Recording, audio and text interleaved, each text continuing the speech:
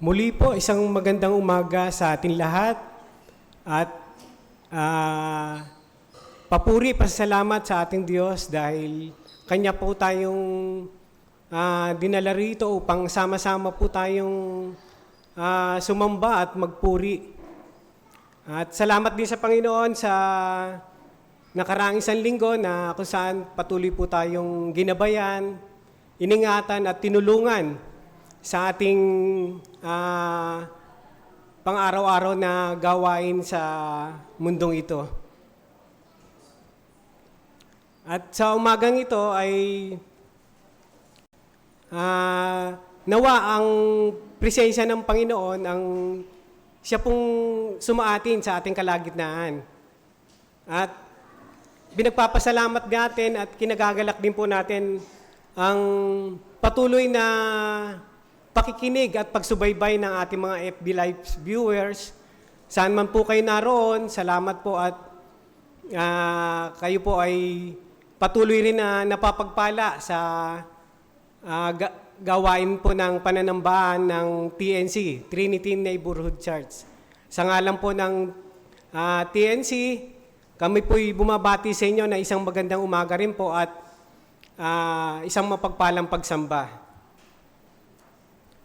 Bago po tayo dumako po sa ating formal worship service, ay atin po munang batiin ang dumako po muna tayo sa mga pagbati.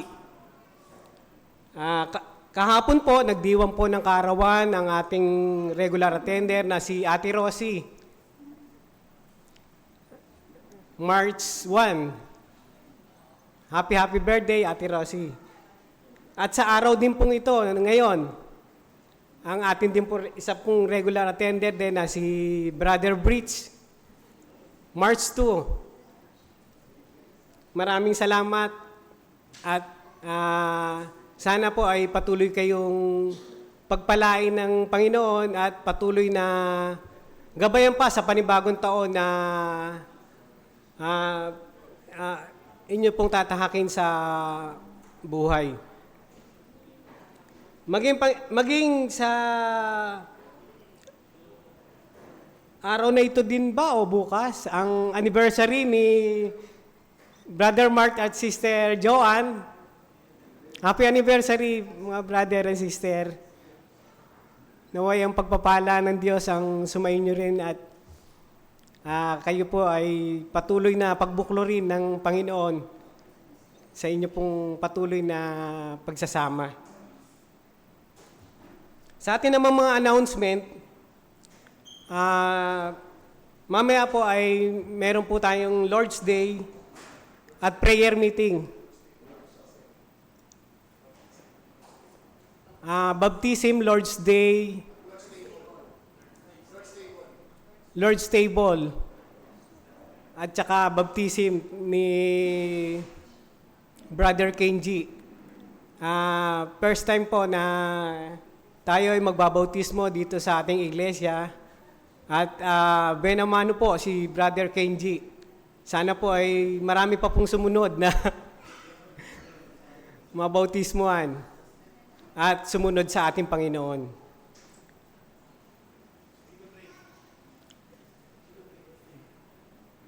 Maging si Deacon Ray sa darating na March 7 ay kanya pong kaarawan. Happy birthday, Deacon Ray. March 7, wag po nating kaliligtaan ang birthday po ni Deacon Ray. At para po naman po sa ating prayer meeting, mangunguna naman po tayo ni Brother Nato. Kung kayo po ay mga meron prayer and concern, sabi na lang po sa kanya o message na lang po siya upang maipanalangin po mamaya sa ating gawain ng prayer meeting. Bilang paghahanda po o tawag ng pagsamba, nais ko pong samahan niyo po akong basahin ng awit 48, 1 hanggang 14. Dakila si Yahweh, dapat papurihan sa lungsod ng Diyos, bundok niyang banal. Ang bundok ng Sion, tahanan ng Diyos ay dakong mataas na nakalulugod. Bundok sa hilaga, nagalak ang dulot, sa lahat ng bansa nitong sansinukob. Sa piling ng Diyos, ligtas ang sinuman, sa loob ng muog na banal na bayan. Itong mga hari ay nagtitipon-tipon upang sumalakay sa bundok ng Sion. Sila ay nagulat nang ito'y mamasdan, pawang nagsitakas at nahitakutan. Ang kahantulad ng pangamba nila ay ang pagluluwal ng butihing ina. Tulad ng malaking barko naglalayag sa hanging silangan, dagling nawawasak. Sa banal na lungsod ay amin na mamasid ang kanyang ginawa na aming narinig. Ang Diyos na si Yahweh na makapangyarihan, siyang mag-iingat sa lungsod na banal. Iingatan niya magpakailanman. Sa loob ng iyong templo, aming Diyos, nagugunita namin pag-ibig mong lubos. Ika'y pinupuri lahat man, saan man, sa buong daigdig, ang dakila'y ikaw. At kung mamahala ay makatarungan. Kayong mga taga-Sayon dapat na magalak, at ang buong Juda'y magdiwang na lahat. Dahil lang kay Yahweh, sa hatol niyang tumpak, ang buong palibot ng Sayon, lakarin ang lahat ng tore doon ay bilangin. Ang nakapaligid na pader, pansinin mga muog nito'y inyong siyasatin, upang sa susunod na salin lahi isa-isay, na ang Diyos ay Diyos natin, kailanman sa buong panahon siya ang patnubay natin.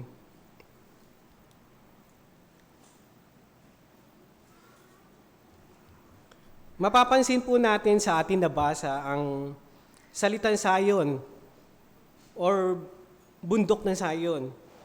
Sa Lumang Tipan, ang salitang Sayon ay tahanan ng Diyos o bayan ng Diyos. In the Old Testament, the city of Zion was the place where God dwelt among His people. It was a heaven refuge, a treasure place. But in our New Testament age, Zion refers to the church, a community of God's people, a living and dynamic organism. Ngayon nalaman natin na ang kahulugan ng Zion, ano naman po ang kahalagahan nito para sa atin at para sa kanila at para sa atin. Makikita po natin sa verse 1 pa lamang po, sinabi doon, dakila si Yahweh, dapat siyang papurihan sa lungsod ng Diyos. Kitang-kita po natin ang pagpaparangal at pagpupuri ng sumulat. Bakit po dapat siyang purihin at dakilain?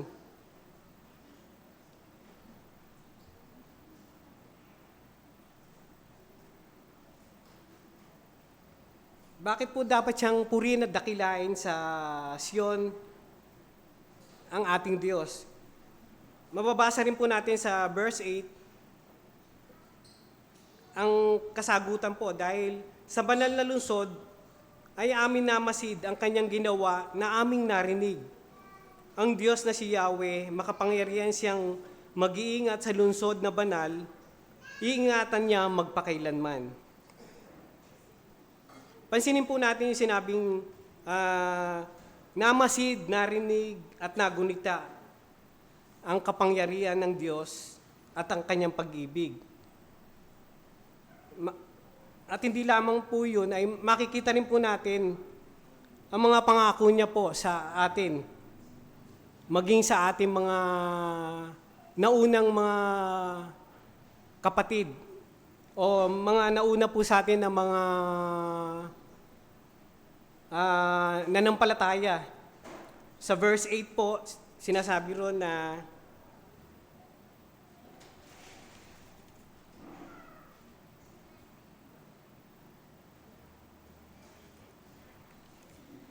Sa verse 8 po sinasabi ron yung makita natin no na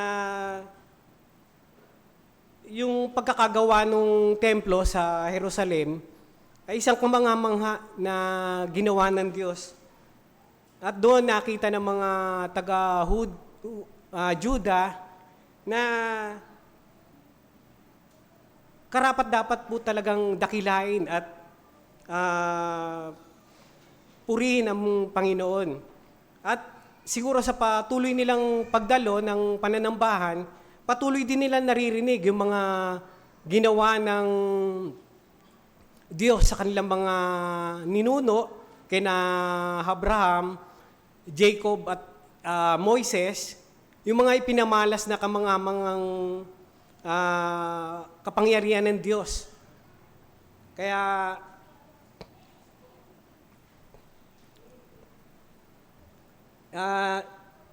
sa atin din naman, sa atin din naman na mga nanampalataya sa ating Panginoon, napakahalaga rin po ng ating pong patuloy na pagdalo sa ating pananambahan dahil dito po natin na napapakinggan ang salita ng Diyos, dito rin po tayo nanampalataya at naligtas.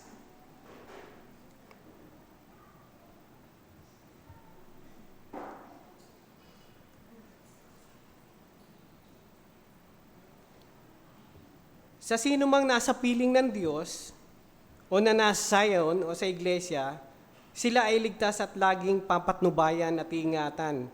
Dahil ang Diyos natin ay hindi nagbabago kailanpaman sa Kanya pong mga pangako.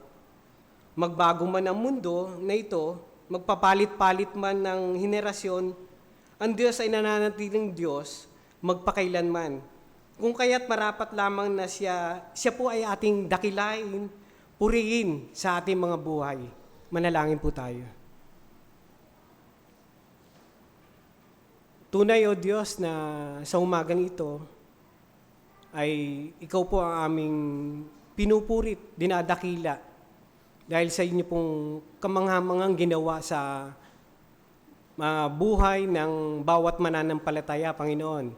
Magsisimula pa nung una hanggang sa ngayon at sa darating pang panahon. Tunay na sana po sa tuwing dadalo po kami sa aming pananambahan ay magalak po kami dahil ang ginawa niyo pong kamangha-mangha po sa amin ay hindi po matutumbasan ng kahit ano pa man, Panginoon. Dahil dito po namin nakita ang pananampalataya at kaligtasan na ibinigay niyo po sa amin. Kaya, Panginoon, maraming salamat po sa umaga na ito na patuloy niyo pong binuksan ang aming mga puso na kung paano po ang ginawa ng aming mga ninuno na bigyan ng kahalagaan ang iglesia, Panginoon, ang church na kung saan ay kaming kalipunan ng mananampalataya ay nagkakaisa, Panginoon, na sumamba, magpuri sa inyo pong kamanghamangang gawa sa aming mga buhay. Kaya, Panginoon, patuloy ka naming itinataas sa aming kalagitnaan. Nawa, O Diyos, ang iyong pong banal na Espiritu. Ang Diyos Espiritu sana ang patuloy na gumawa at kumilos sa amin sa umaga na ito.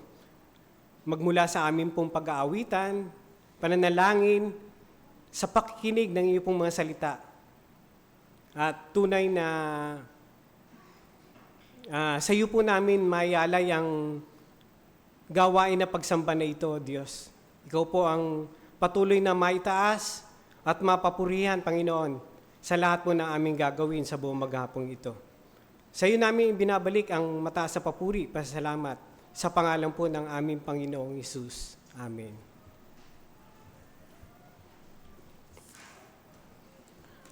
Para po sa ating unang pag-awit, buksan po natin ang ating mga himno sa... Magsitayo po tayong lahat. At buksan po natin ang ating mga himno sa hymn number 269. Glorious things of thee are spoken.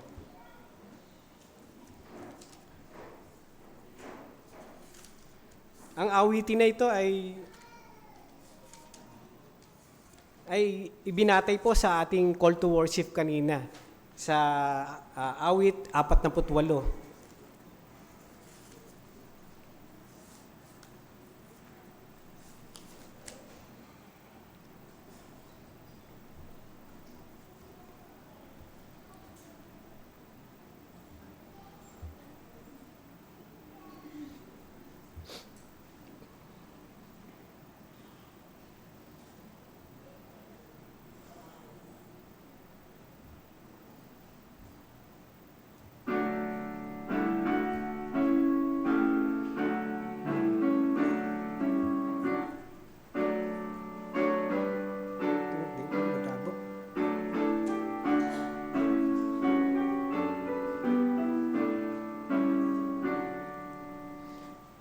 Glorious things of thee are spoken, Zion city of our God.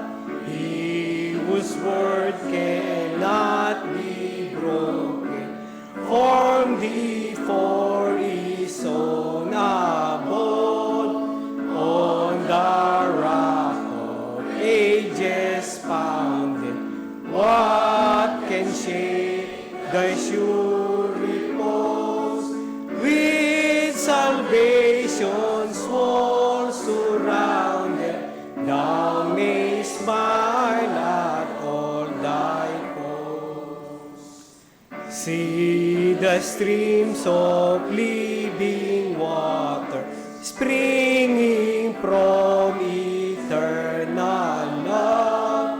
Well supply thy sons and daughters, and all fear of want remove. Who can paint while such a river ever flow, their tears assuage? Grace which like the Lord the giver never fades from age to age.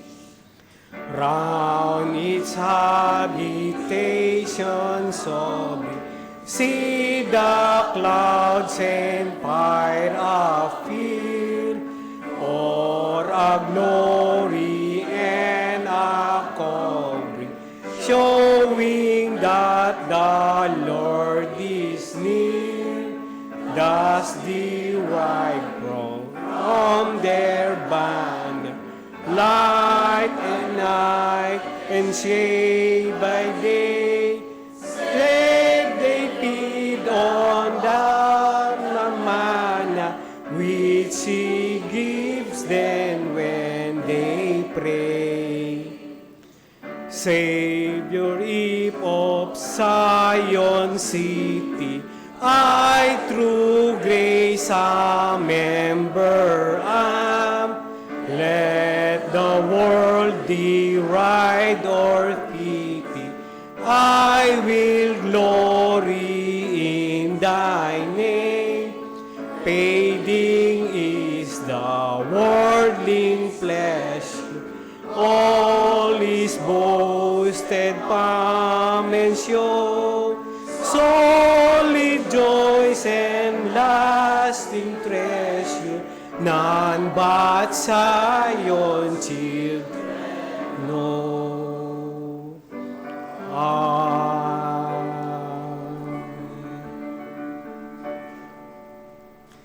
Maaari na po tayong magsiupo. Muli pa po natin papurihan at ang sambahin na ating Panginoon sa pamamagitan po natin pag-awit. Buksan, Praise to the Lord the Almighty, hymn number 50.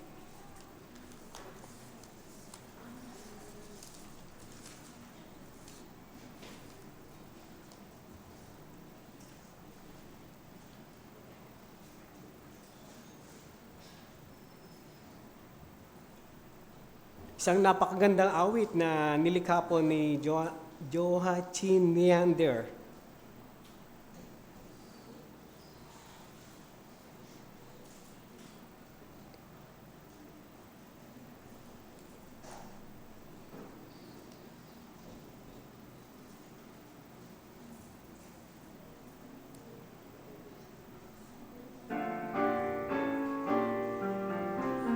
Sabay-sabay po natin. Praise to the Lord, the Almighty, the King of creation. Oh, my soul, praise Him, for He is thy help and salvation. All ye who hear, now to His temple draw near. Join me in glad adoration. Praise to the Lord, who o'er all things so wondrously reigneth. Shelters thee under His wings, He so gently sustaineth. Hast thou not seen how thy desires e'er have been granted in what He ordaineth? Praise to the Lord, who doth prosper thy work and defend thee. Surely His goodness and mercy attend thee. Ponder anew what the Almighty will do, if with His love He befriend thee. Praise the Lord, who with marvelous wisdom hath made thee. Decade thee definite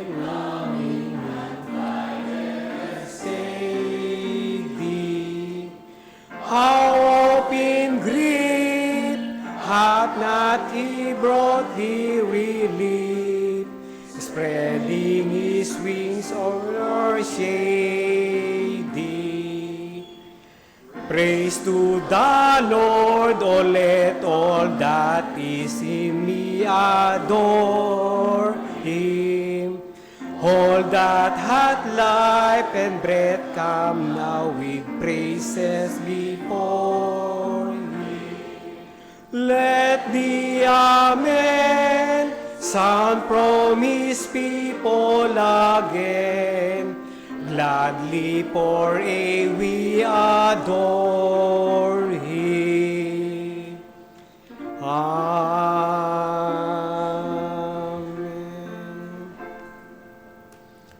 Ngayon po ay ating handa po ang ating mga puso sa gawain po ng ating pagkakaloob.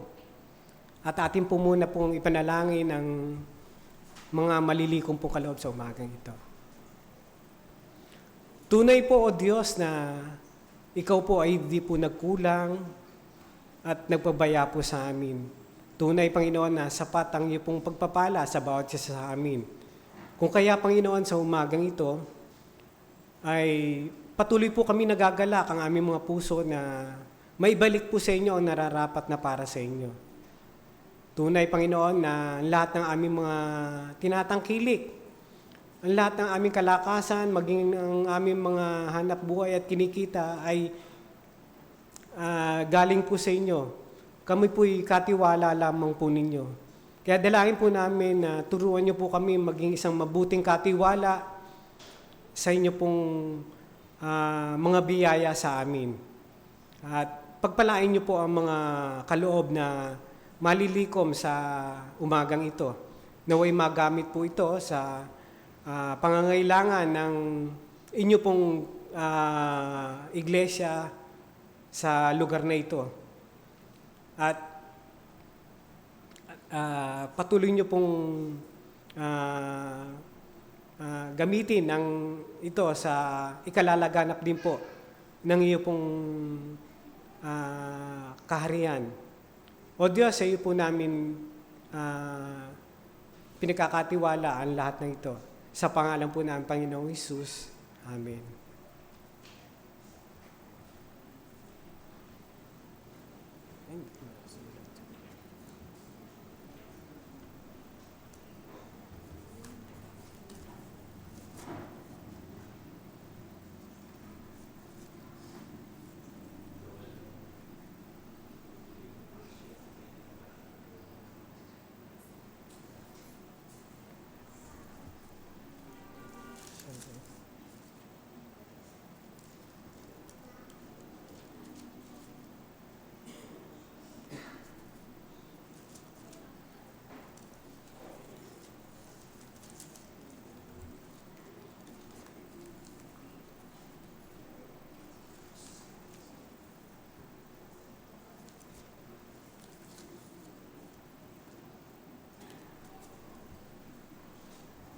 Nais ko lamang basahin yung 2 Korinto, 1-5. Sabi po dito, mga kapatid, nais namin malaman ninyo ang ipinakitang kagandahan loob ng Diyos sa mga iglesia sa Macedonia. Dumana sila ng matinding kahirapan at ito'y naging maigpit na pagsubok sa kanila. Ngunit sa kabila ng kanilang pagkikaos, masayang-masaya pa rin sila at bukas palad sa pagbibigay. Sila'y kusang loob na nagbigay, hindi lamang sa abot ng kanilang kaya, kundi higit pa. Alam ko ito sapagkat mahigpit nilang ipinakikiusap sa amin na sila'y bigyan ng pagkakataong makatulong sa mga kapatid na nangangailangan. At higit pa sa inaasahan namin, ibinigay nila ang kanilang sarili una sa Panginoon, pagkatapos sa isa amin ayon sa kalooban ng Diyos. Atin po tawagin ang magbabasa po na ating scripture reading, si Brother Joel.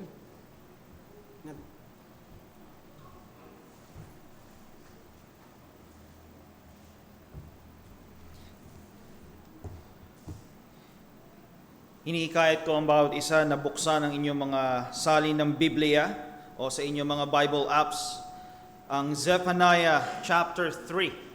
So babasahin natin ang Zephaniah chapter 3. Babasahin ko sa Tagalog. Pero bago ang lahat, mapapansin ninyo dito sa kabanata na ito na may dalawang aspeto. You will see here that God is a just God, and you will also see here that God is a loving God. So isa ito sa mga bagay na napaka-misteryoso para sa akin, yung connection that God is just, that God is not only just, but God is also a loving God. So makikita ninyo dito kung gaano kagalit ang Panginoong Diyos sa mga makakasalanan tao at gaano niya kamahal ang kanyang hinirang na tao. Habang binabasa natin, mga kapatid, mga kaibigan, tanungin niyo ang inyong sarili, ano ba ang dapat kong gawin upang marinig ko mula sa mga labi ng Panginoon ang kanyang pag-ibig sa akin? Ulitin ko, habang binabasa natin ito, tanungin niyo ang inyong sarili, ano ba ang dapat kong gawin upang marinig ko mula sa mga labi ng Panginoong Diyos ang mga salita ng pag-ibig? So basahin natin. Zephaniah chapter 3. Tignan nyo yung galit ng Panginoon sa kasalanan at mga makakasalanan. Mapapahamak ang mapaghimagsik na lungsod ng Jerusalem, punong-puno ng mga makakasalanan at ng mga pinunong mapang-api.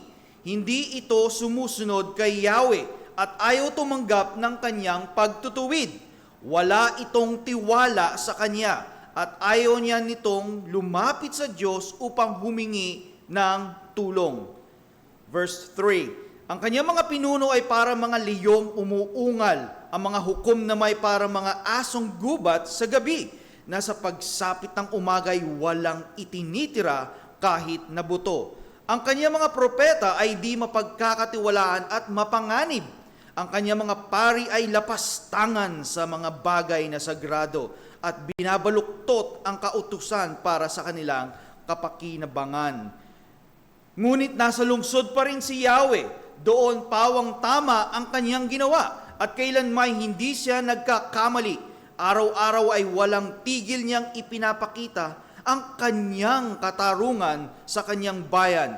Ngunit hindi pa rin nahihiya ang masasama sa paggawa ng kasalanan. Verse 6, nililipol ko na ang mga bansa, winasak ko na ang kanilang mga tore at kuta. Sinira ko na ang kanilang mga lansangan, kaya't wala ni isa man dooy dumaraan. Giba na ang mga lungsod nila. Wala nang naninirahan doon, sabi ni Yahweh. Kaya't nasabi ko, tiyak na matatakot na siya sa akin. Tatanggap na siya ng aking pagtutuwid. Hindi na niya ipagwawalang bahala ang mga paalala ko, ngunit lalo pa siyang nasabik gumawa ng masama. Kaya't hintayin ninyo ako, sabi ni Yahweh.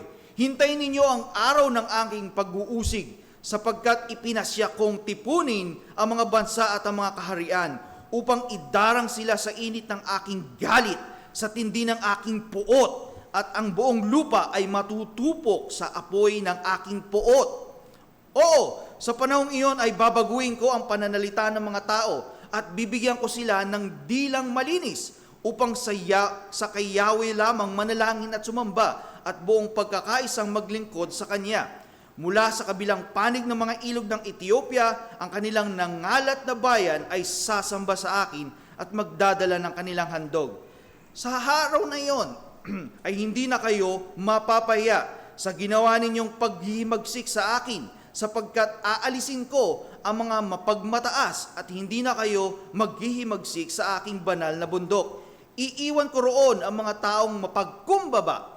Lalapit sila sa aking upang magpatulong, hindi na gagawa ng kasamaan ang mga nakaligtas sa Israel. Hindi na sila magsisinungaling ni mandaraya man. Uunlad ang kanilang buhay at magiging panatag, wala na silang katakutan. Mga kapatid, mga kaibigan, mapapansin nyo rito yung biglang shift. Yung shift na tinutukoy natin kanina, that God is a just God, but this time, He is a loving God. Habang binabasa natin ito, tanungin nyo ang inyong mga sarili, ano ba ang aking dapat gawin upang masabi sa akin ng Panginoong Diyos ang mga salita na ito? Dahil ito mismo ang kanyang mga salita. Verse 14. Umawit ka ng malakas, lungsod ng Zion. Sumigaw ka, Israel. Magalak ka ng buong puso, lungsod ng Jerusalem. Ang iyong kaparusahan ay inalis na ni Yahweh at pinalayas na niya ang iyong mga kaaway.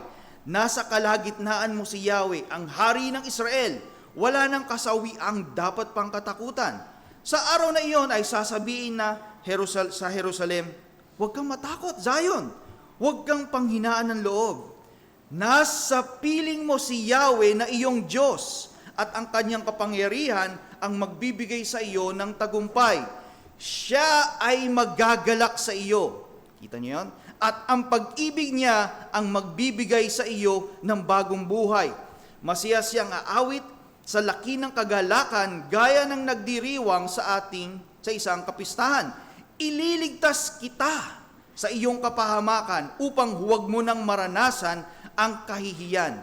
Sa panahong iyon ay haharapin ko ang mga umapi sa iyo, titipunin ko ang mga itinakwil, papalitan ko ng karangalan ang kanilang mga kahiyaan, at gagawin ko rin silang tanyag sa buong daigdig. Last verse, 20. Sa panahong iyon, kayo'y aking titipunin at ibabalik sa iyong tahanan. Gagawin ko kayong bantog sa buong daigdig at muli kong ibabalik ang iyong kayamanan at kasaganaan. Tignan nyo, si Yahweh ang nagsabi nito. Nakita nyo yung pagkakaiba that God is a just God. He hates sin and sinners, but not only that, God is also a loving God. Mga kaibigan, tanungin natin ang ating mga sarili. Ano ang dapat natin gawin upang masabi sa atin ng Panginoong Diyos ang mga salita na ito? Siya ay magagalak sa iyo at ang pag-ibig niya ang magbibigay sa iyo ng bagong buhay.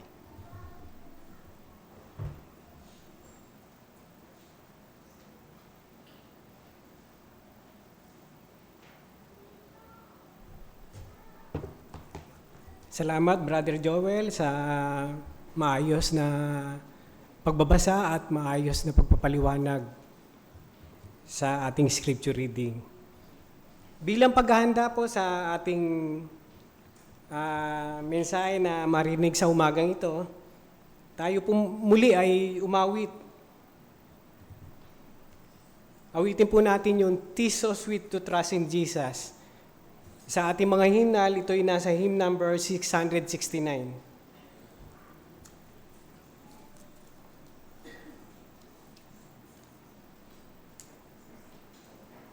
699.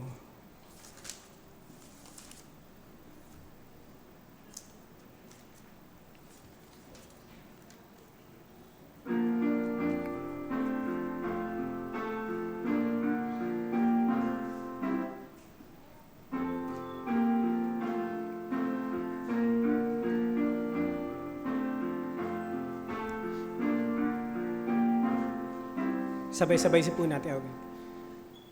Tis so sweet to trust in Jesus, just to take it has His word, just to rest upon His promise, just to know thus saith the Lord. Jesus, Jesus, how I trust Him, how I prove Him o'er and o'er.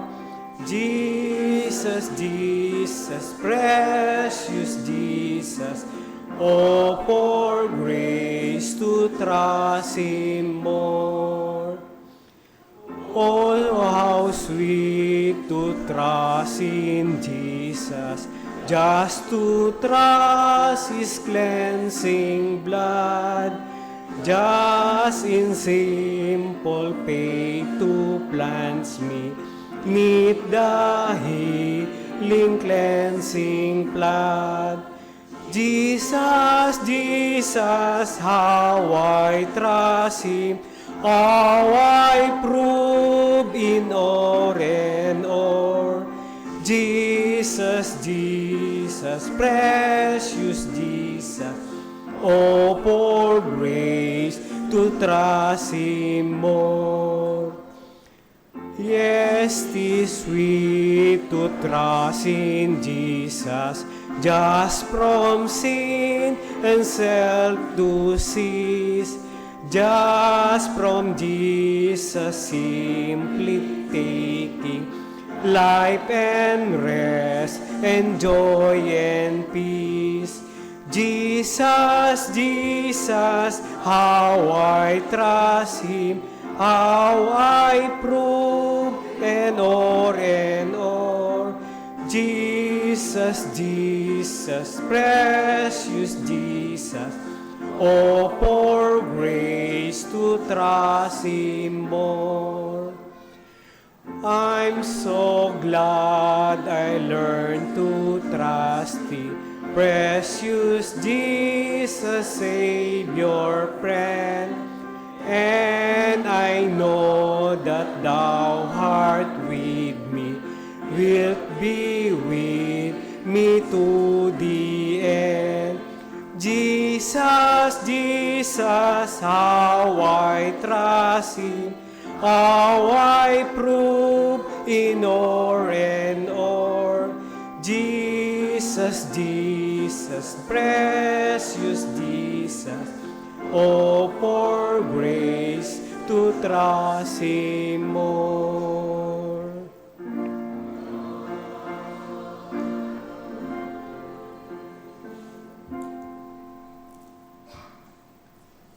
Basahin po natin ang sermon text na gagamitin ng ating pastor sa umagang ito.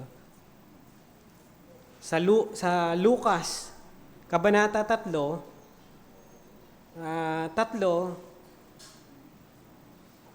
16 hanggang 10.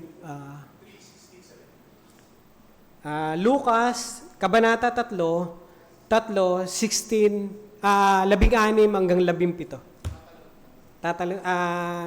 Tatalon po tayo na ano.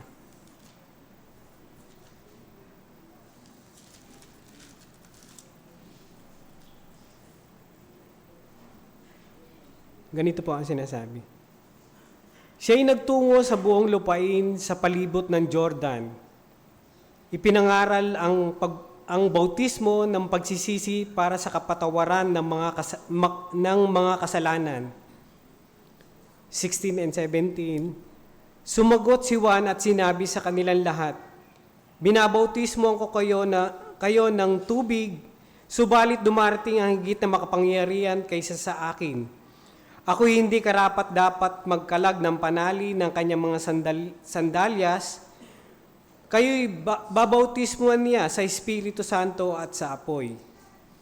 Last verse. Nasa kamay niya ang kanyang kalaykay upang linisin ang kanyang gihikan at tipunin ang trigo sa kanyang kamalig. Subalit susunugin niya ang dayami sa apoy na hindi mapapatay. Atin po ihanda ang ating mga puso't kaisipan sa pakinig at pangangaral ng salita ng Diyos na ibabagi po sa atin ni Pastor Joel. Salamat, Brother Robert, sa pangunguna sa pananambahan. We have a handful of members and attenders na nasa balig ng karamdaman. Ating pong alalahanin sila sa panalangin. But we also would like to greet the celebrants this week, no? At mga nag-celebrant at maging yung I think third timer, no? Sila I presume Kulimlim brothers ito, no? So yeah, so sila po yung attender last Sunday na from Gulimlim family. Welcome back for our morning worship service, and we are very much happy na nakasama po namin kayo dahil hindi lamang po ito para sa tuwing inimbitahan, but it is a service for God, and if you want to grow in the knowledge of God's Word. We would like to know you more mamaya at please stay after the service. We want to have some fellowship with you and to have lunch with us sa mga first-timer visitors po namin. So mamaya po ay meron din tayong water baptism, no? Yung ating baptismal pool dito po sa ilalim ng stage ay magagamit natin para po sa isang kapatid na nagpahayag ng kanyang patotoo at pagsisisi at pagkilala sa ating Panginoon sa Kristo at maging ang ating pag-alaala sa banal na hapunan. Tayo po'y dumako sa ating pangkalahatang panalangin.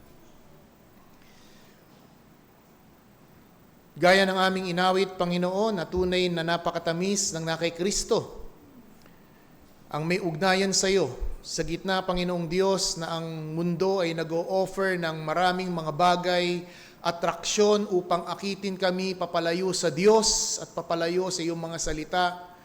Salamat sa institusyon ng Iglesia sapagkat ikaw ay nagpapatunay na ikaw ay tumatawag ng mga kaluluwa at sila'y tinitipon mo upang magpamalas ng iyong biyaya at iyong kapangyarihan sa pamamagitan ng pangangaral at pagtuturo ng Ebanghelyo.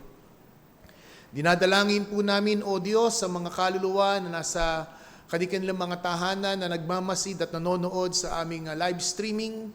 Katagpuin mo sila at samahan ang aming mga regular live stream viewers, si Papa Roman at ang iba pong mga viewers, ang aking ama at ang ibang mga nasa ibang lugar at ibang dako, ibang bansa.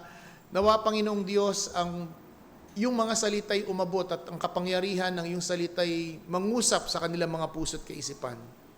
Nagpapasalamat din kami, Panginoong Diyos, sa natapos na Gospel Sunday last Sunday at dalangin po namin ang patuloy na pagyabong ng iyong mga salitang itinanim sa kanilang mga puso. Ikaw ang patuloy na magpalago nito at pag-anihin sa iyong takdang panahon. Tinataas din namin ang mga kabataan, O Diyos, ang Sunday School Ministry at ang Children's Ministry na sa kanilang murang kaisipan ay tunay nga, Panginoong Diyos, ay matamnan sila sa iyong mga salita. Tinataas din po namin, Panginoong Diyos, ang mga may kaarawan sa linggong ito. Tunay nga, Panginoong Diyos, na ikaw ang nagbigay buhay. Ikaw, Panginoong Diyos, ang patuloy na naggagawa dito sa amin. Aming Panginoong Diyos, nilalapit po namin at nagagalak kami sa mga may kaarawan sa linggong ito. Ikaw ang patuloy na maggamit ng kanilang buhay para sa iyong paglilingkod at para sa iyong kapurihan. Tinataas din po namin, Panginoon, ng buong araw na ito ang aming prayer meeting, ang aming Lord's Table communion service, and also another ordinance. Such a beautiful occasion on this particular Lord's Day, we will be celebrating two ordinances, the ordinance of baptism and the ordinance of Lord's Table. Nawa, Panginoon, maging hamon pong ito, ang mga ordinansang ito, sa mga tao at mga kaluluwang wala pang ugnayan sa iyo. At naway mahamon sila sa kanilang masasaksihan patungkol sa pagliligtas mo sa mga taong nagpahayag ng kanilang pagsisisit pananampalataya. Sa aming umaga ng pagsamba at tugatog ng aming pagsamba, nawa, Panginoong Diyos, ang iyong pangalan ng patuloy na maitaas. Samahan mo ang iyong lingkod at itago ang iyong lingkod sa banal na krus ni Kristo. Ikaw, O Diyos, ang patuloy na maitaas sa aming kalagitnaan sa pangalan ng Kristo Jesus. Amen. Sa ating pong pagpapatuloy, ito po ang part 2 ng ating sermon on the preeminence of Christ. At ito po ay ating makikita na sa Luke chapter 3, particularly in verses 15, 16, and 17, in which last Sunday afternoon ay tinalakay na po natin ang unang bahagi ng preeminence ni Kristo, na ibig sabihin siya ay superior. Superior siya kay John the Baptist. Bagamat si John the Baptist ang siyang tumatawid sa lumang tipan at bagong tipan bilang isang bilang isang propeta, hindi po inaangkin ni John the Baptist ang exaltation, ang karangalan. John the Baptist's intention is to seek and to exalt the Lord Jesus Christ, His glorious person. He wants to accomplish His purpose and His mission as the one who is going to prepare the way for the coming of Messiah. In fact, hindi po inangkin ni John the Baptist ang recognition. Hindi po niya inaccept ang credit. He is very much willing to step back and let the ministry of Jesus flourish. In fact, he made a statement na sinabi niya na, hindi ko ako karapat-dapat na magkalag ng sandalyas. During that time, kagaya ng binanggit ko last Sunday afternoon, the house slave is the lowest na sa antas ng lipunan. Yung alipin sa bahay, siya po yung talagang pinakamababang uri na ng tao o ng antas na lipunan. Napakababa niya na. And yet, sinabi ni John the Baptist, I'm not even worthy to be a house slave and untie the strap of your sandals. In John 3:3, he said, He must increase, referring to Christ, and I must decrease. What a demonstration of an attitude of humility. That's the first part that we have discussed last Sunday afternoon. Today we will be finishing this particular aspect on the aspect of the preeminence of Christ. And here we see the preeminence of Christ in baptism, and thirdly, the preeminence of Christ in judgment. Yan po ang dalawang talata na ating makikita in verse 16 and verse 17. Hina-highlight po sa talatang ito, in verse 16, the preeminence of Christ's baptism. Kung meron pong magtuturo at magsasabi patungkol sa paksa ng bautismo, ang pinakakwalipikado is si Lucas. You know why? Because on this particular gospel, particularly in chapter 3 alone, there are 7 times that the word baptize was mentioned. Verse 3, yung binasa po kanina, na nung unang-unang lumabas si Juan Bautista, sinimulan po niya ang kanyang ministeryo in baptism of repentance. In verse 7, we will also find in verse 7, ang sabi po dito, the crowds came out to be baptized by him. In verse 16, there is twice mentioned the word baptize. I will baptize you with water, but he, mightier than I, will baptize you in spirit. And in verse 21, 2 beses din pong binanggit ang salitang baptize. Now, when all the people were baptized, and when Jesus also had been baptized, so the word baptism is very flourishing on this particular chapter. At pangalawa, mapapansin po natin dito, na meron pong malaking pagkakaiba ang bautismo ni Juan at bautismo ni Jesucristo. In fact, John the Baptist is claiming his baptism is inferior in comparison with Jesus' baptism as superior. Because John's baptism is a baptism of repentance and an outward symbol. Ito po'y panlabas lamang na demonstrasyon ng isang pagsisising na ganap bago ang bautismo. Huwag po nating kakaligtaan at huwag po tayong magkakamali na hindi po bautismo ang nakapagliligtas. Ito po ay simbolo lamang na meron na pong naunang pangyayari. At ang pag-unang pangyayari ay ang pagsisisi at pagsampalataya sa ginawa ni Kristo at ang kaligtasang nangyari doon sa nagsisi at ang bautismo po ay pagpapatunay lamang ng pangyayaring iyon. Kaya tandaan po natin, hindi po ang bautismo ang kailanman at sino mang makakapagligtas.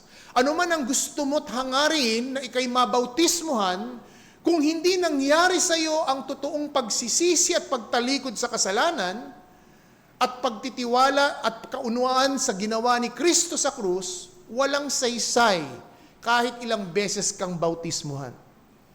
Kahit na bautismuhan ka sa drum, na bautismuhan ka sa ilog, na bautismuhan ka sa sapa, na bautismuhan ka sa dagat, na kada lubog mo, kilala mo na kung anong isda yan, hito yan, dalag yan, tilapia yan. Sa dami ng iyong nilubugan, walang saysay ang bautismo. Walang saysay ang ritualismo. What is important is the sincere reality of regeneration. And here we see the difference between John's baptism and Christ. That's why we say in our second point, the preeminence of Christ baptism. Pagdating po dito sa verse 16, as we go back to our text, please follow me. If you have your Bible up, it's better for us na you follow in our Bible reading para kayo po mismo ay tunay na nakakadiskubre at nakakaunawa at nakakakita ng mga talatang ito.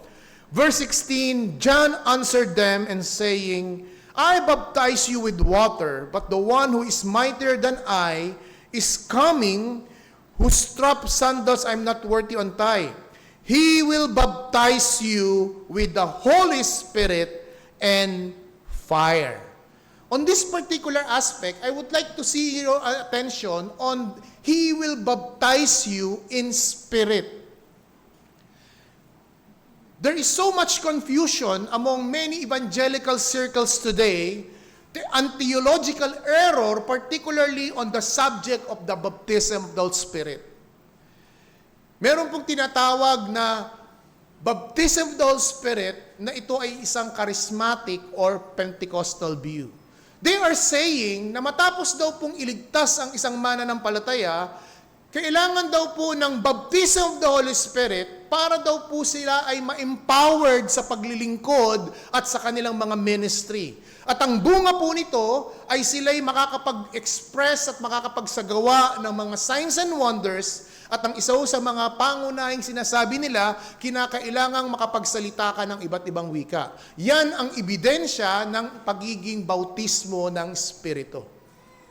And that is a false theological interpretation on this particular subject matter. Sad to say, marami pong humahawak ng mga charismatic and Pentecostal churches on this particular belief. Tandaan po natin, a reformed view on this particular concept of baptism of the Holy Spirit, we must understand that the Gospel of Luke and the book of Luke is written by one person. It is Dr. Luke. Si Lucas po ang sumulat ng Ebanghelyo ni Lucas at maging ang aklat ng mga gawa. Para patunayan ko po sa inyo, turn your Bibles in Luke chapter 1. Simulan po natin. In Luke chapter 1, verses 1 to 4. Luke chapter 1, verse 1 to 4, in as much as many have undertaken to compile a narrative of things that had been accomplished among us, just as those who from the beginning were eyewitnesses and ministers of the word have delivered them to us, it seems good to me also, having followed all things closely for some time past, to write an orderly account for you, most excellent Theophilus, that you may have certainty concerning the things you have been taught. Let's understand. Let's chew. Chew for the moment for this particular 4 verses.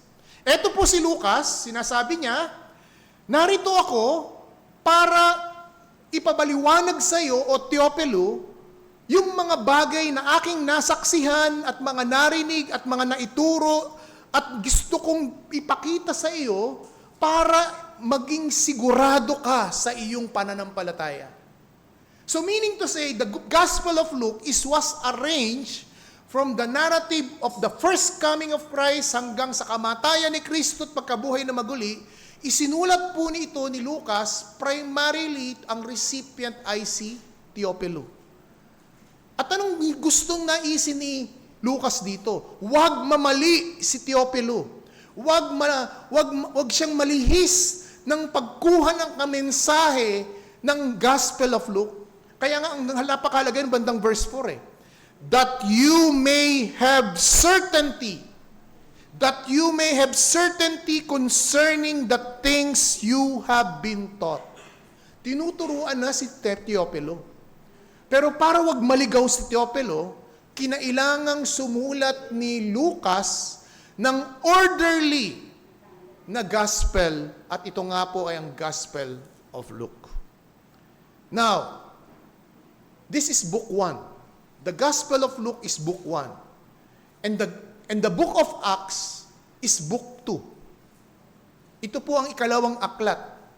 Turn your Bibles in Luke, Acts chapter 1, Acts 1, verse 1 to 5. Acts 1, verse 1 to 5. In the first book, O Theophilus, again, this is Luke writing, he is referring to Theophilus, at ano yung nire-refer niya? Yung kanyang first book, which is the Gospel of Luke. I have dealt with all that Jesus began to do and teach until the day when he was taken up after he was given command through the Holy Spirit to the apostles whom he had chosen. He presented himself alive to them after suffering many proofs, appearing to them during 40 days and speaking about the kingdom of God. And while staying with them, he ordered them not to depart from Jerusalem, but to wait for the Spirit, for the promise of the Father, which he said, "You heard from me, for John baptized with water, and you will be baptized with the Holy Spirit not many days from now." So, side by side po ninyo yung Luke chapter 1 verse to 4 at yung Acts chapter 1 verse 1 to 5. Pagdikitin ninyo. Bakit po? Because Luke is a gospel, is the book 1, it is a sequel. The book of Acts is the second book. Ano pong punto rito mga kapatid? As a serious and careful Christian who reads the scripture, you should not ignore, you should not miss out the connection and the continuity of the Gospel of Luke and the book of Acts. And what is prominent on these two books is the Lord Jesus Christ. It should not be the Holy Spirit alone. It should not be the apostles.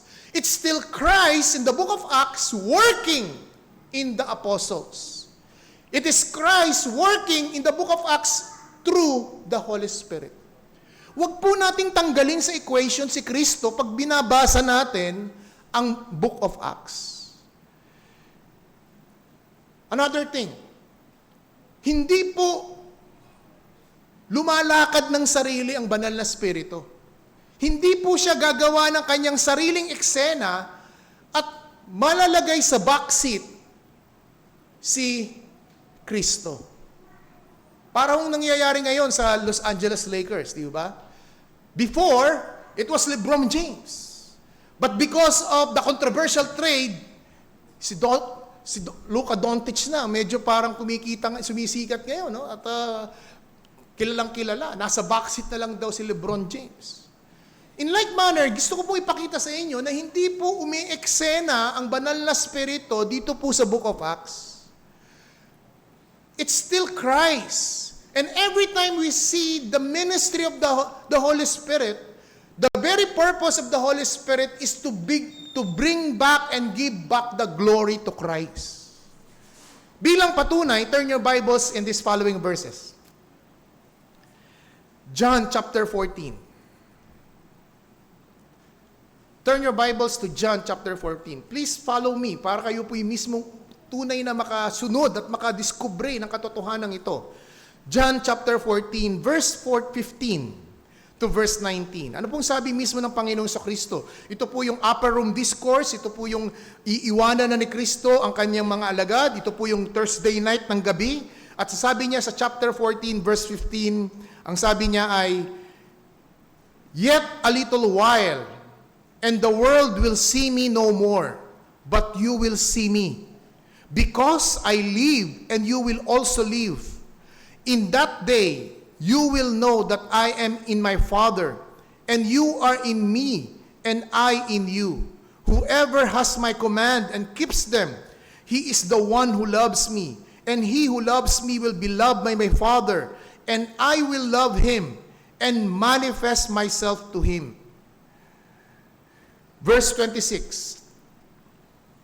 "But the Helper, the Holy Spirit, whom the Father will send in my name, will teach you all things and bring you to remembrance all that I have said to you." So dito natin makikita na may sinasabi si Jesus. Aalis ako, pupunta ako sa Ama, pero makakasama niyo pa rin ako. And then in verse 26, sinabi niya, kailangan kong umalis sapagkat kung hindi ako aalis, hindi darating sa inyo ang Helper, ang Holy Spirit, ang Comforter. Now, turn your Bibles in chapter 16. A very important verse. I suggest you highlight your Bible, you memorize this verse, be familiar with this verse, because this is our answer how we are going to interpret the book of Acts based on the work of the Spirit. John chapter 16, verse 12. Look at verse 12 to verse 14. "I still have many things to say to you, but you cannot bear them now. When the Spirit of truth comes," referring to the Holy Spirit, "He will guide you in all truth, for He will not speak of His own authority, but whatever He hears, He will speak, and He will declare it to you, the things that are to come." 14. "He will glorify me, for He will take what is mine and declare it to you. All that the Father has given me, all that the Father has is mine, and therefore I said that He will take what is mine and declare it to you." Look at verse 13 and 14. Dito hindi umaagaw ng eksena ang banal na Espiritu. At hindi siya mag-showboating. Ang pinapakita dito ay lagi siyang nakasunod at lagi siyang magpapasakop sa kalooban ng Panginoong Hesukristo. Kung paano ang Ama ay isinugo si Kristo at si Kristo ang kanyang nais gawin ay ang kalooban ng Ama, at si Kristo naman ay isinugo ang banal na Espiritu at ang gagawin ng banal na Espiritu ay ang kalooban at kalwalhatian ng anak. Pagdating sa bagong tipan, particularly in the book of Acts, it is still Christ moving through the acts of the Holy Spirit. Kaya as we go back to our question, what is now the baptism of the Holy Spirit? Reformed view states and declares the work or the baptism of the Holy Spirit is the placing of the believer in union with Christ. Yung bautismo po ng banal na Espiritu ito po ay isang objective and spiritual baptism.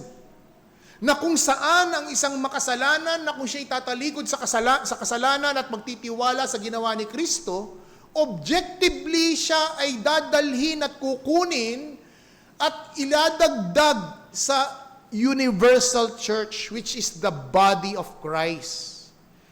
At nangyari po ito, yung pong pagdating ng banal na Espiritu sa Acts chapter 2, nung ipanganak ang local church, nang ipanganak ang Christian church.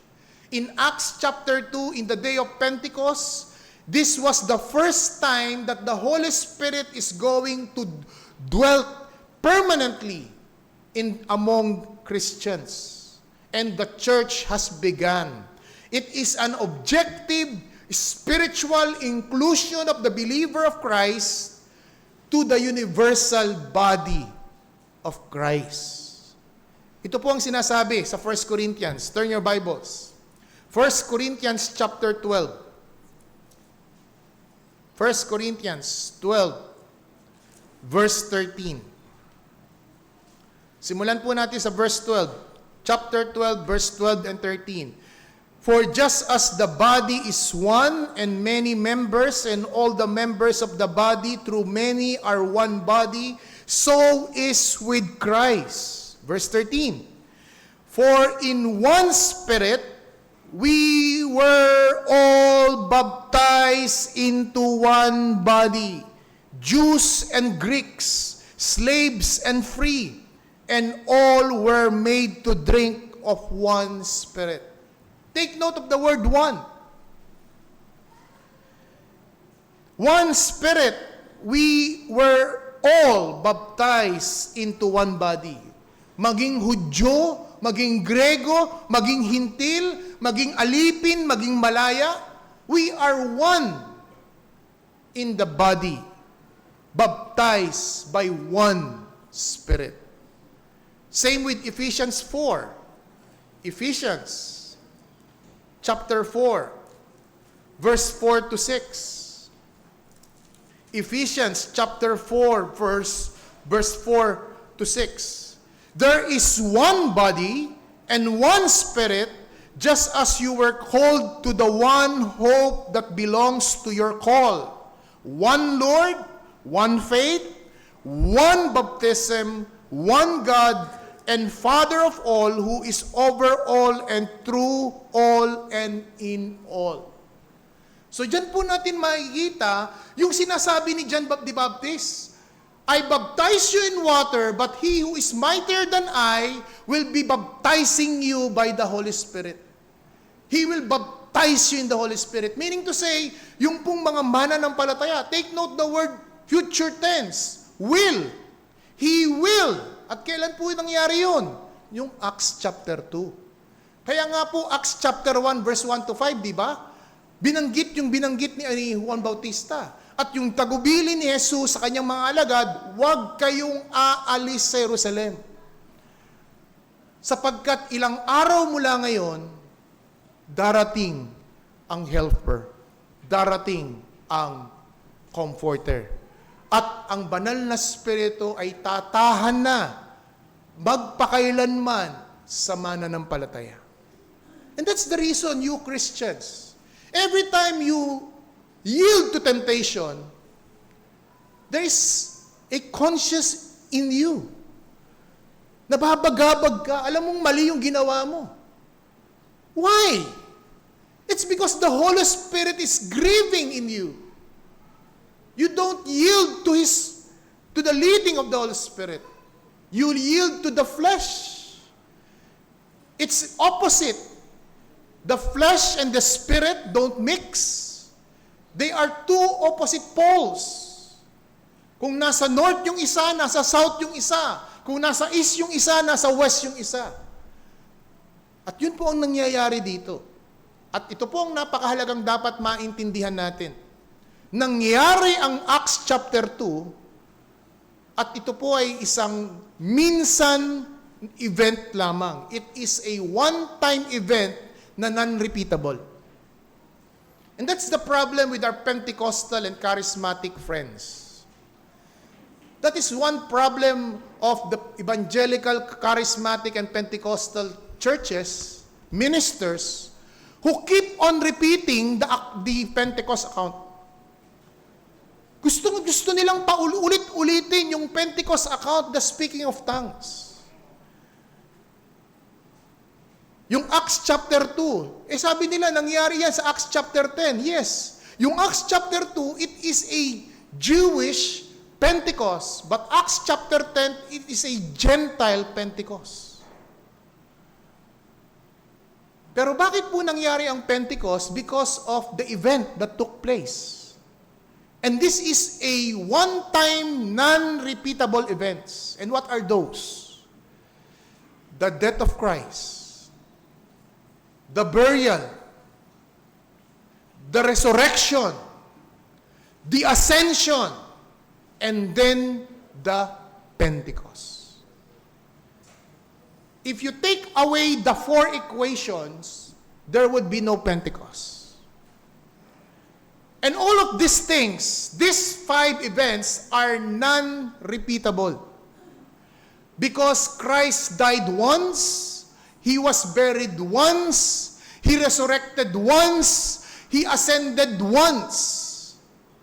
And the Pentecost is the result of those previous events. And the baptism of the Spirit, it has a supernatural activity in the first century. Yes, we would admit that. We see it clearly in the book of Acts. In Acts chapter 2. But it should be experience. It should be a repeatable experience. Hindi po. Kung kinikilala mo na ang book of Acts ay book 2 ng book 1 ng Gospel of Luke. And here we see that Christ is being highlighted.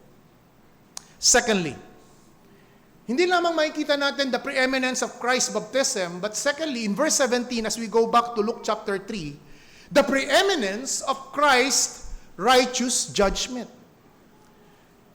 In verse 17, we find His winnowing fork is in His hand to clear His threshing floor and to gather the wheat into His barn.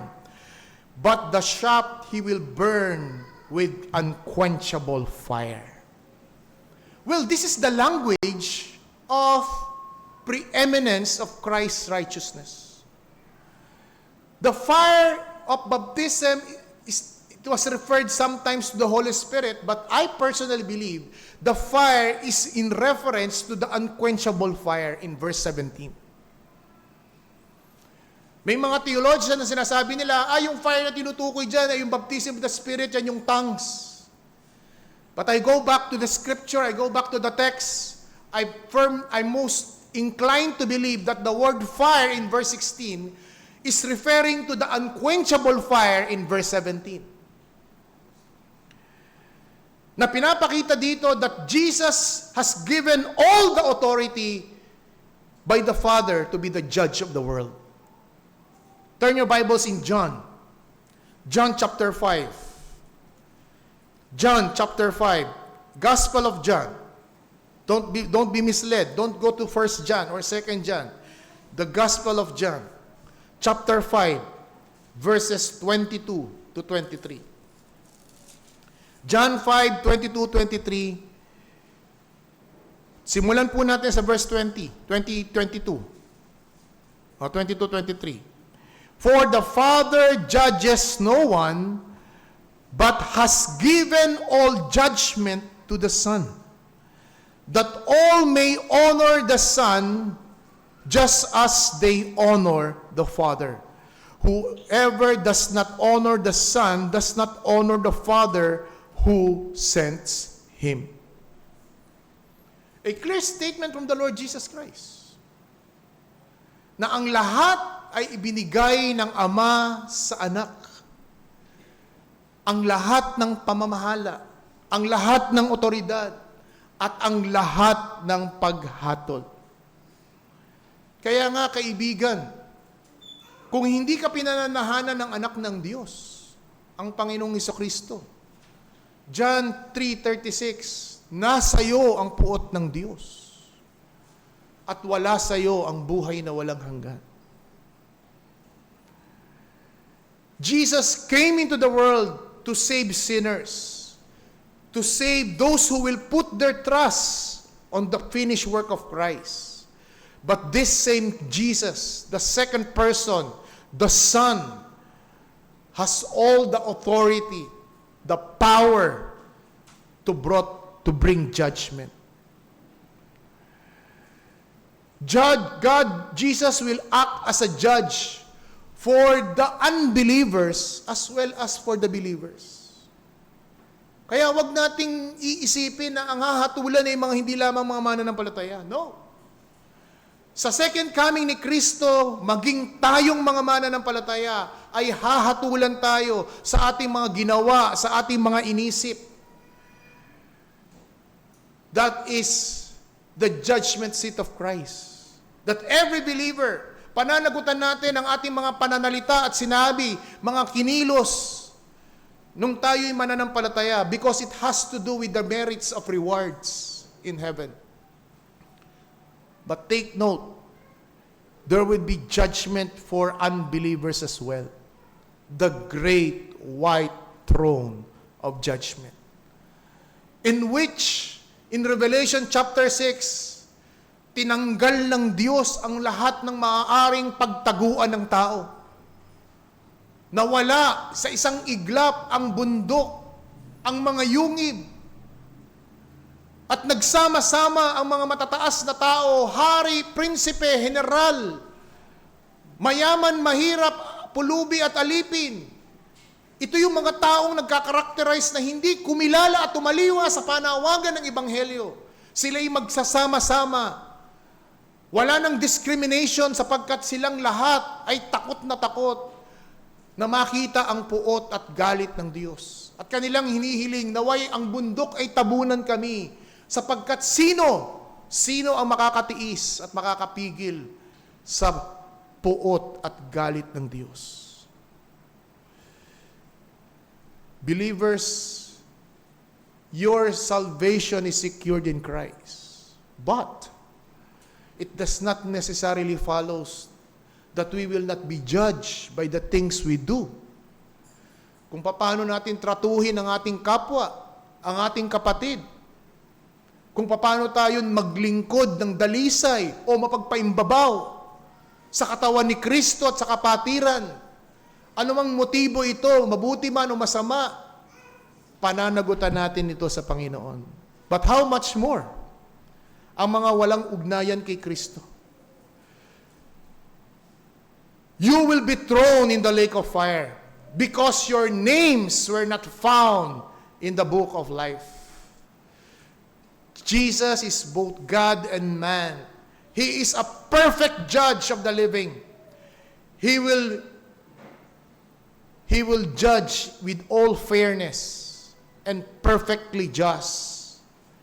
There will be no injustice. Hindi mo pa pwedeng lagyan. Hindi mo pwedeng pairali ng palakasan. There will be no more guilty go free. There will be no more innocent suffer. Because He will make a righteous reward and shine like dawn and vindicate like a noonday sun. And that's the reason the gospel is being proclaimed day after day, Sunday after Sunday, for giving you a chance to take heed. Turn your Bibles in Acts chapter 17. And on this I would close. Acts chapter 17. Kahit po sa aming mga viewers, please follow me. Turn your Bibles or your Bible application. Acts 17. Verse 26 to 27. Ang sabi po dito sa verse 26 and verse 27, and He made from one man every nation of mankind, bound to live on the face of the earth, having determined allotted periods and the boundaries of their dwelling place, that they should seek God. Bakit ka nabubuhay sa panahong ito? Bakit ka nabuhay sa generation na ito? O itong mga baby bloomers na ngayon ay mga lolo't lola na, umabot sa mga millennials at saka mga Gen Zs and Gen Alpha. Bakit nagsama-sama tayo sa panahong ito at hindi sa panahon ng first century? Kasi kung nabuhay tayo sa panahon ng first century, tiyak ko baka hindi tayo naligtas no. Isa tayo sa mga sumigaw na ipako si Kristo sa krus. Isa ka sa mga pinakain sa 5,000 katao, pero and yet, ikaw pa rin ang nagkalulo at ikaw pa rin ang sumigaw na ipako sa krus yan at pawalan si Barabbas. Pero bakit niloob ng Diyos na mabuhay ka sa henerasyong ito? Look at verse 26. Ang Diyos ang nagtatakda, siya ang naggagawad, siya yung nag-aalat ng appointed time and boundaries ng buhay natin. Bakit hindi ka makapunta-punta sa Western countries? Ilang beses ka nag-a-apply, denied ka ng denied. Hindi niloob ng Diyos na makapunta ka ron. Bakit? Verse 27. Inilagay ka ng Diyos dito sa lungsod na ito o sa lugar na ito, sa bansang ito. Para ano? Para hanapin mo ang Diyos. Hindi para mabuhay ka sa sarili mong buhay. At yan ang problema ng marami nating mga kababayan. Nabubuhay sila para sa kanilang sarili. Akala nila ang trabaho, ang negosyo, ang mag-acquire ng maraming properties, ang magbibigay sa kanila ng sarap at kasiyahan. Walang sino mang hangal na matinong tao na sa kanyang deathbed, na ang kanyang iisipin ay yung kanyang yamang sa buhay. And the reason why you live in this particular time, in this particular age, because God is giving you the opportunity to seek Him. God is giving you the opportunity to behold Him, to honor, to worship Him, to bow to Him, to take your allegiance and take Him in this lifetime. Dahil pag lumipas na ang panahong ito, that's it. In fact, the Bible says God has already appointed our death. Yung kamatayan natin has already been appointed. Hebrews chapter 9 verse 27. Just as it is appointed for a man to die once. But after that what? Judgment. His wrath, His righteous indignation. And He is preeminent in exercising His righteous judgment. Kaya kaibigan, better repent now. Ang pagsisisi hindi yung pagmalapit kang mamatay. Paano kung biglaang na lang na hindi ka nagising bukas? Paano na lang bigla kang nasagasaan, na aksidente? Paano na lang biglang pumutok yung brain aneurysm?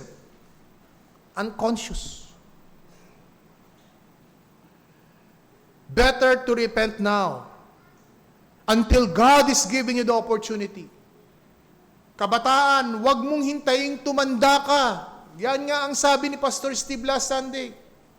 Wag niyong akalain na ang mensahe ng pagsisisit pananampalataya ay sa mga nakatatanda lamang. Sa mga nasa takip-silim na ng kanilang buhay, hindi.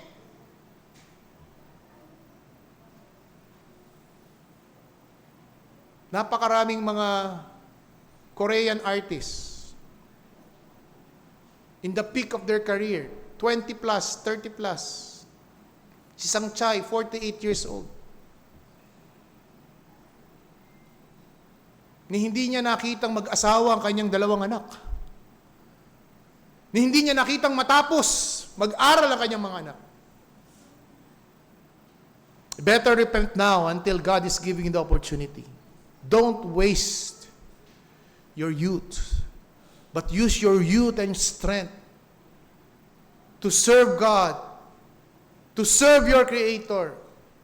Use your energy to give back the glory and praise to His name. Repent, believe in the saving work of Christ, and be safe. Tayo manalangin.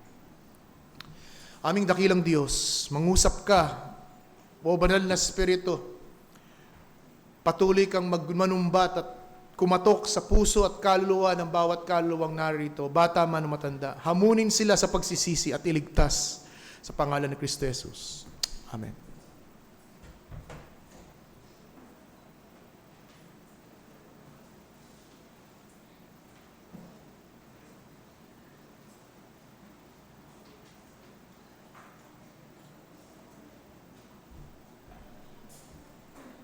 maglaan po tayo ng ilang sandali bilang pagmumuni-muni po sa ating narinig na pangangaral po ng salita ng Diyos.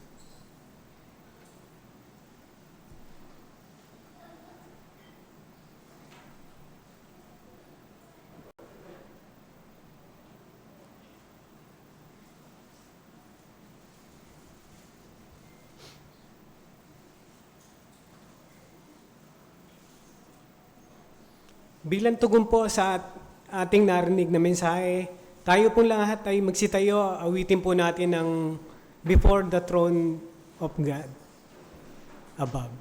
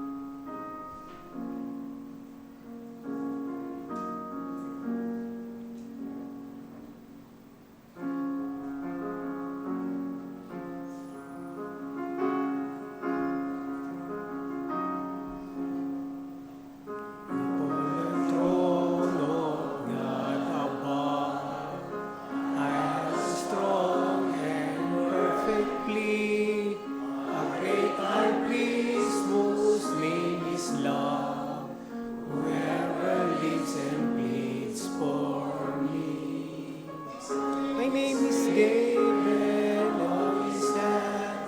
My name is written on his heart. I know that while in heaven stand, no tongue can bid me depart. No tongue can bid me depart.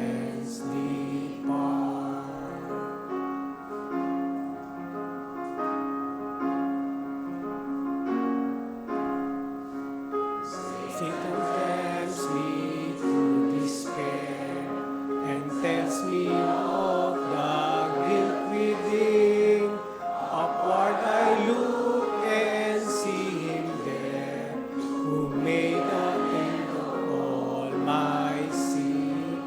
Because the sinless Savior died, my Savior's soul is counted free.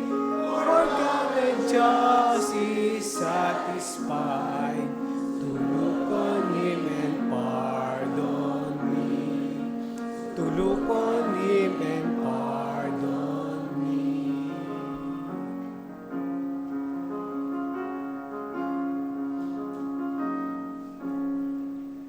Behold Him there, the risen Lamb, my perfect spotless righteousness, the great unchangeable I am, the King of glory and of grace. One with Himself I cannot die, my soul is purchased by His blood, my life is hid with us of high, with Christ my Savior and my God. Said thy name of God, my soul is purchased by His blood, my life is hid with Christ on high, with Christ my Savior and my God, with Christ my Savior and my God.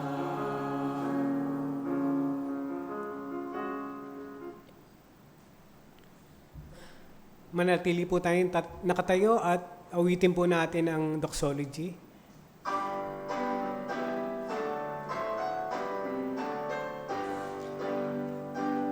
Praise God from whom all blessings flow. Praise Him, all creatures here below. Praise Him.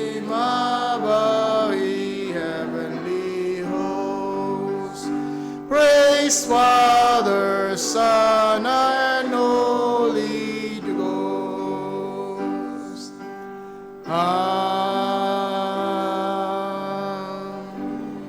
Magwakas tayo sa panalangin at benediksyon. At ngayon, sa Diyos na may kapangyarihang magpatibay sa inyo ayon sa aking ebanghelyo na ipinangaral ni Kristo Jesus, ayon sa pahayag ng hiwaga ng lihim ng napakahabang panahon, subalit nahayag na ngayon na sa pamamagitan ng kasulatan ng mga propeta, ay ipinakilala sa lahat ng bansa tungo sa pagsunod sa pananampalataya, ayon sa utos ng Diyos na walang hanggan, sa iisang Diyos na marunong sa pamamagitan ni Hesukristo, sumakanya ang kalwatian magpakailanman. Amen. Tayo po'y maupo sandali para sa ilang mga pagbabalita. Again, we would like to thank you, the mga second-timer, yung mga Gulimlim brothers. It's a pleasant surprise that you're with here. Please stay for fellowship and lunch. Ganun din po again, sa family ni Mark. Welcome back, Brad. Si Ason, thank you. It's nice to see you again. And also sa ating po mga birthday celebrant, no? Si Ate Rosie na birthday kahapon, si Bridge today, wedding anniversary ni Brother Mark at Sister Joanne, at sa March 7, no, si Deacon Ray. So magandang tanghali sa inyo lahat. Mamaya po, no, after lunch, we will have our, ayusin lang po natin to, i-clear lang natin yung mga gamit dito sa stage. We will have first our short baptismal service, prayer meeting, and then Lord Communion service. So magandang tanghali po sa inyo lahat at magandang pagpalain tayo ng Panginoon.